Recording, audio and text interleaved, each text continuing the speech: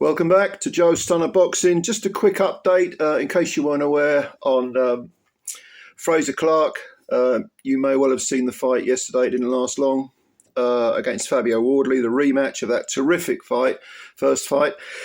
That ended in a split draw. This one was the polar opposite. It ended in the first round, towards the end of the first round, with Wardley just obliterating Frazer Clarke.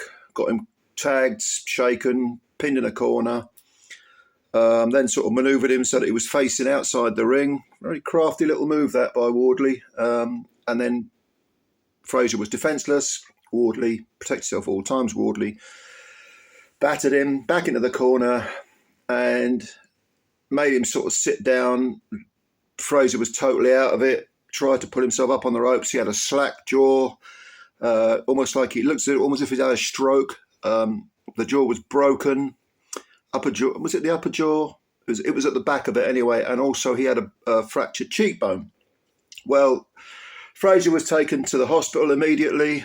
This was caused over in Riyadh, and I believe he's been operated on. However, at the time of doing this video, I don't think they're sure whether he'll have to stay overnight in hospital. It might be sort of one and done thing where they checked him out neurologically as well. No problem there, thank goodness. But the busted jaw and the busted cheekbone, how serious it is, they weren't absolutely certain. The x-rays indicated that they could do some repair work and then Frazer could go home, probably fly back to Britain at the first opportunity. But I think I'm not alone in... I never like speaking for other people, but I think a lot of you probably share the same view that I do, that is that you hope Frazer's all right, because whenever you see Frazer interviewed, he always comes across as being a really nice fella, very decent man, and we don't want to see, people injured for life-changing injuries in boxing rings. These guys give up so much for our entertainment.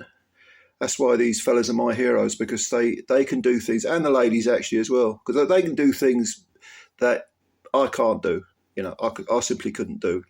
Not mentally, not physically, not athletically, and they give up, their health, even if it's just dead brain cells don't regenerate, and they give up so much more that we very often don't even see later on in life. As for Frazer, will he fight again?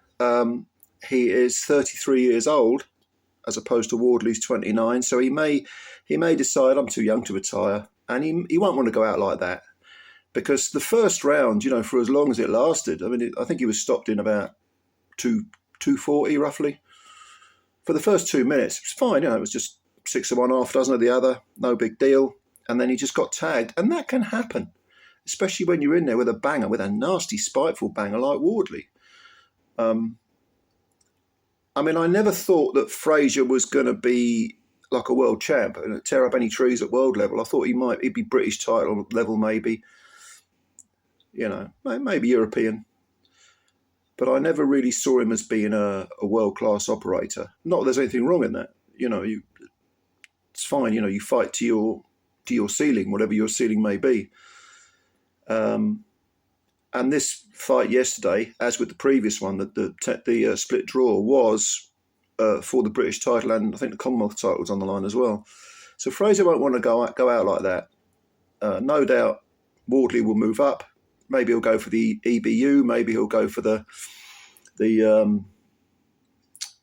try and gate crash the world scene perhaps.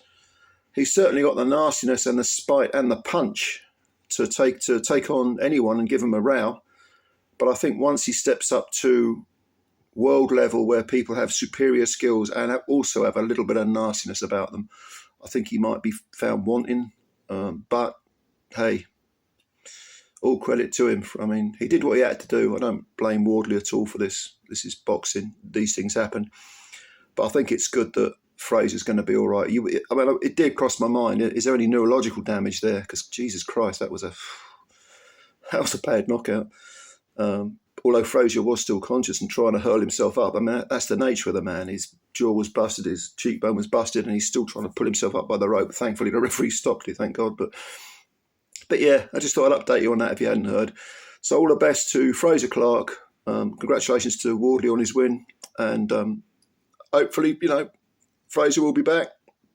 If not, if he wants to retire, it's up to him. I would never tell anyone they've got to get in the ring if they don't want to. It's the loneliest place on the planet. But anyway, if you've got any thoughts, leave them below. Thank you for your time. Thank you for watching this video. And please subscribe to the channel if you're new and hit the like button as well. And enjoy the rest of your Sunday. Bye for now.